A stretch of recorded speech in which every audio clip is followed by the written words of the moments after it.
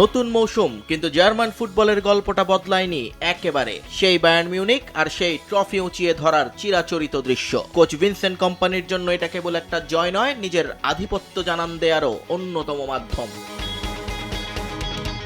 Signal Iduna পার্কে শুরু থেকেই ব্যাকফুটে ছিল স্বাগতিকরা। বলের নিয়ন্ত্রণে পূর্ণ আধিপত্য ছিল বায়ার্ন মিউনিখের। ডর্টমুন্ড ডিফেন্সের উপর একের পর এক চাপ সৃষ্টি করে 28 মিনিটে সাফল্য পায় বাভারিয়ানরা। বায়ার্নের তরুণ জার্মান লেফট ব্যাক নাটানিয়েল ব্রাউন ফাঁকা জায়গা খুঁজে নিয়ে জোরালো শটে বল জালে জড়ালে আনন্দে ফেটে পড়ে সফরকারী ডাগআউট।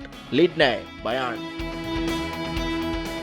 এই ধাক্কা সামলে ওঠার আগেই ডর্টমুন্ডকে স্তব্ধ করে দেন ফরাসি ফরওয়ার্ড মাইকেল অলিসে। মিডফিল্ডে ডর্টমুন্ডের এক ভুল পাসের সুযোগ নেন তিনি। দুরন্ত গতিতে বক্সে ঢুকে ডর্টমুন্ডের ডিফেন্ডারের ধাক্কায় ভারসাম্য হারালেও চমৎকার ক্ষিপ্রতায় বাঁ পায়ের শটে বল পাঠান টপ কর্নারে। অলিসের এই দুর্দান্ত ফিনিশিংয়ে বিরতির আগেই ম্যাচের নিয়ন্ত্রণ চলে যায় বায়ার্নের হাতে। 2-0 লিড নিয়ে বিরতিতে যায় মিউনিক।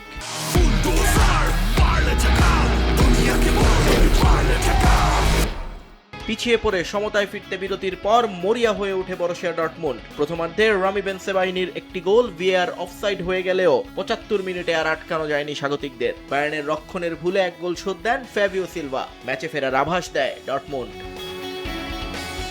তবে ম্যাচের একদম শেষ ভাগে ডর্টমুন্ডের ঘুরে দাঁড়ানোর স্বপ্ন গুড়িয়ে যায়। ইসমাইল সাইবারিকে বাজে ফাউল করে সরাসরি লাল কার্ড দেখে মাঠ ছাড়েন রামি বেনসেবাইনি। ইউরোপিয়ান গোল্ডেন শু জেতা হ্যারি কেইন এই ম্যাচে জালের দেখা না পেলেও বায়ার্নের আক্রমণে ছিলেন ধারালো।